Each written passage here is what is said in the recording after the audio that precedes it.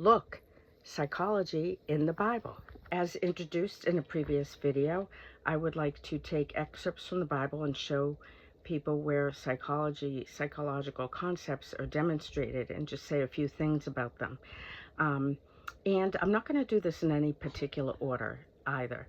And tonight I'm going to start with one concept in psychology that you may or may not know of called learned helplessness. Learned helplessness is exactly what it sounds like, but let me explain it in case you're not familiar with it. Learned helplessness is a concept that we actually are trained somehow in life to see ourselves as less able than we are. So a good example would be a child that's perhaps raised in poverty, whatever the situation is, whether it's a single parent, people that are just really in a hard position, and that child is raised low income.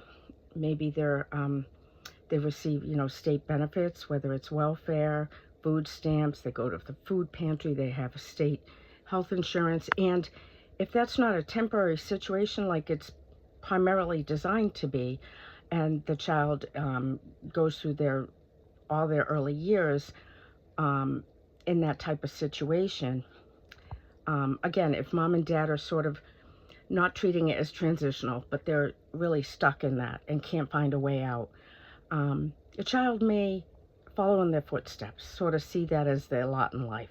So as opposed to, excelling in school and trying early to get a job, work hard, work their way up, go to college or trade school, they kind of follow in mom and dad's footsteps because they believe that's their lot in life.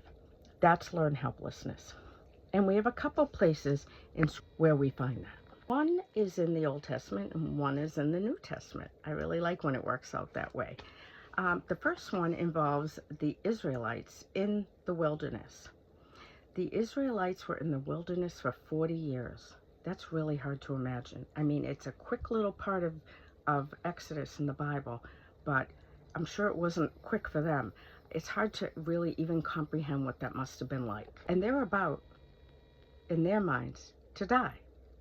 They don't see a way out. They can't imagine that God, or through Moses, is going to be able to find them a way out. They are in a situation where Pharaoh and the troops are closing in on them, where they see that it would have been better if they had just stayed in Egypt. In Exodus 14:12, I'll just read, "Is this not the word that we told you in Egypt, saying, 'Let us alone, that we may serve the Egyptians'? For it would have been better for us to serve the Egyptians than that we should die in the wilderness." They see their options as death or slavery. They can't imagine any other way. Think about it. After 40 years, there's like a generation change here. And talk about learned helplessness, a whole generation that can't see that there could be a way out. In the New Testament, we have the story of the paralyzed man at the pool. In John 5, we see the paralyzed man at the pool of Bethesda. He has spent 38 years by this pool, believing that if he can just get to the pool, he will be healed. Convinced that he needs somebody else that's by the pool to help him, yet everyone else is there for the same reason. If you know the story, you know that an angel had told all the people there at a certain time into the pool and stirred up the water, that if the water got stirred up, then whoever stepped in first after that stirring of the water was made well of whatever disease they had. This is John 5, and I was reading 3 to 5. So Jesus says to him, "Do you want to be well?" It's hard to imagine saying anything but yes. I don't think he knew who Jesus was, and we know that Jesus slipped away before he got to know who the person was that healed him. But he didn't say yes. He said, "Sir, I have no man to put me into the pool when the water is stirred up. But while I am coming, another steps down before me."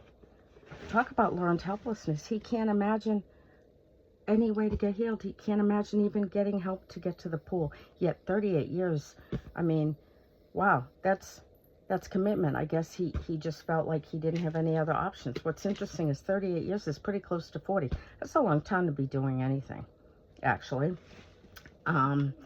So that's learned helplessness. Those are both two excellent examples of the psychological concept of learned helplessness. If you like this video and videos like it, please like and subscribe, press notifications and the bell, and please be on the lookout. There's going to be more of these videos coming soon. Bye-bye. God bless.